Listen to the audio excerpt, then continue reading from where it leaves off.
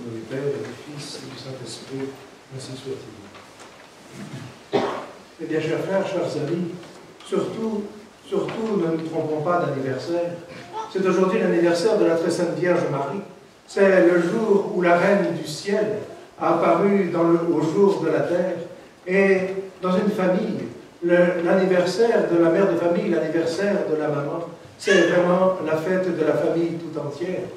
C'est véritablement le jour où doivent se resserrer les liens autour de la mère de famille. C'est là où les tensions doivent s'apaiser, où la charité doit fleurir à chaque instant.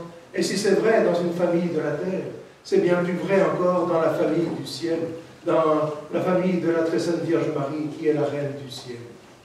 Et c'est donc à l'école de la très sainte Vierge Marie que nous devons nous mettre tout particulièrement aujourd'hui.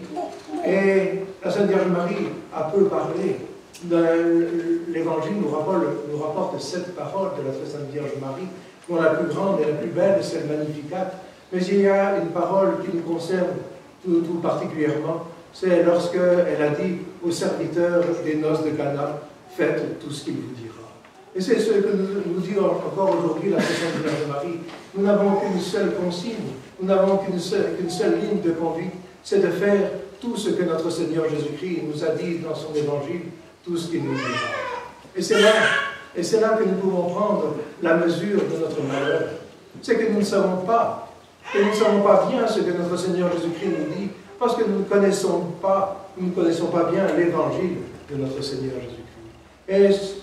Et on peut dire, c'est une honte des chrétiens, et peut-être même des prêtres, de connaître si peu, de connaître si mal l'Évangile de notre Seigneur Jésus-Christ. Nous en connaissons des morceaux, ceux qu'on lit à la messe, et nous croyons connaître vraiment l'Évangile de notre Seigneur.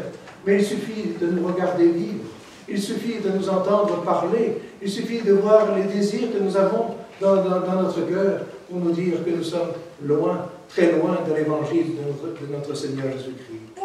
Et en particulier parce que c'est cela qui doit primer dans une fête de famille. Nous sommes très loin de ce que notre Seigneur nous dit sur l'amour que nous devons nous porter les uns aux autres.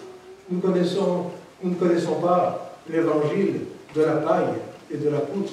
Et bien souvent, lorsque nous parlons, c'est l'Évangile de la poutre et de la paille. Et nous voyons la poutre dans l'œil de notre prochain, et nous pensons n'avoir qu'une paille dans le nôtre. Et c'est là quelque chose d'un peu effrayant si nous y pensons bien. Et il faut demander à la très sainte Vierge Marie qu'aujourd'hui tout cela change.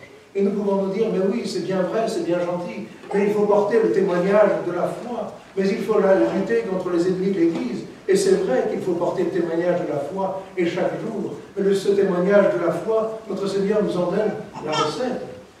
C'est à cela qu'on verra que vous êtes mes disciples, à l'amour que vous vous portez les uns aux autres. Le témoignage de la foi, ce n'est pas se mettre en colère contre les ennemis de l'Église, ce n'est pas de tonner contre les erreurs, c'est de connaître la doctrine catholique, mais de la prendre comme règle de notre vie de chaque jour, et de nous aimer les uns les autres, parce que c'est à cela que l'on peut reconnaître les disciples de notre Seigneur Jésus-Christ. Et il faut donc que nous demandions à la très sainte Vierge Marie de sortir beaucoup de l'illusion, et il faut que nous lui demandions la grâce de commencer à connaître, à méditer l'Évangile de notre Seigneur Jésus-Christ, pour que nous soyons vraiment des enfants de la très sainte Vierge Marie, des enfants obéissants qui font tout ce que la très sainte Vierge Marie nous dit.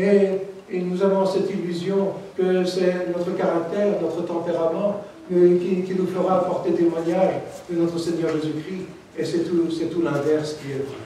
Il y a un exemple dans l'histoire littéraire, au XVIIe siècle, avait paru de grandes déviations doctrinales et très graves, le laxisme moral.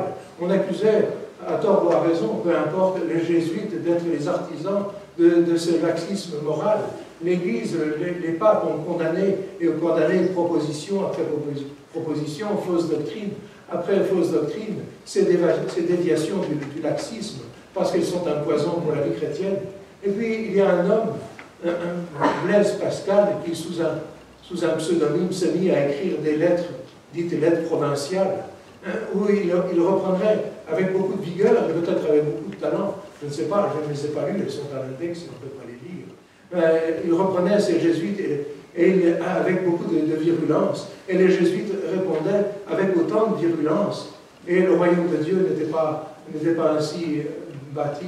Et un jour, un père jésuite, peut-être un de ceux que Pascal visait tout particulièrement, un père jésuite a pris sa plume et a écrit à Pascal: Monsieur, peut-être que ce que vous dites contre nous est vrai. Nous sommes des pauvres pécheurs, mais je ne peux pas croire que vous avez écrit cela au pied de votre crucifix. Et il n'y a plus de provincial. Pascal avait écrit 18 provinciales, il n'y a pas eu de 19e, il n'y a pas eu de 20e, ça a été fini, parce qu'il est rentré en lui-même en disant: mais est-ce que j'ai écrit cela à genoux au pied de mon crucifix?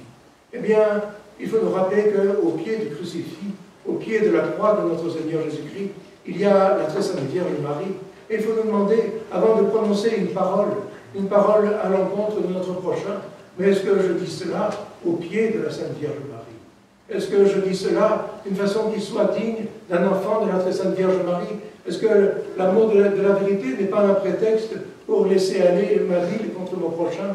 Il faut que nous nous posions cette question, non pas pour déserter le combat, non pas pour déserter l'amour de la vérité, non pas pour déserter la royauté de notre Seigneur Jésus-Christ. Ah non, pas du tout, mais pour que nous fassions tout cela en enfant de la très sainte Vierge Marie.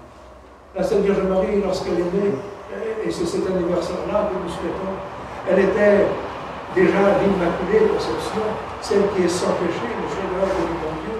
Elle était la future mère de Dieu, la future co-rédemptrice qui, au pied de la croix, a offert véritablement le sacrifice de notre Seigneur Jésus-Christ. Mais elle était déjà la reine du ciel par la plénitude de la grâce qui était en elle. Déjà, elle surpassait tous les anges et tous les saints dans l'amour du bon Dieu.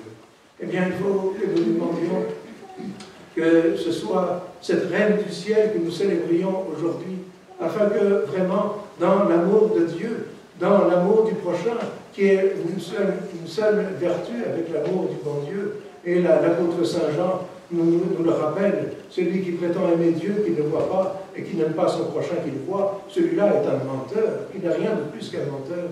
Il faut que dans l'amour de Dieu, eh bien, nous célébrions la fête de la très sainte Vierge Marie, afin que nous ne fassions plus qu'une famille, une famille de la terre, mais qui est une avec la famille du ciel, avec la communion des saints, et que nous devons nous préparer à les retrouver dans l'éternité. Au nom du Père, du Fils et du Saint-Esprit.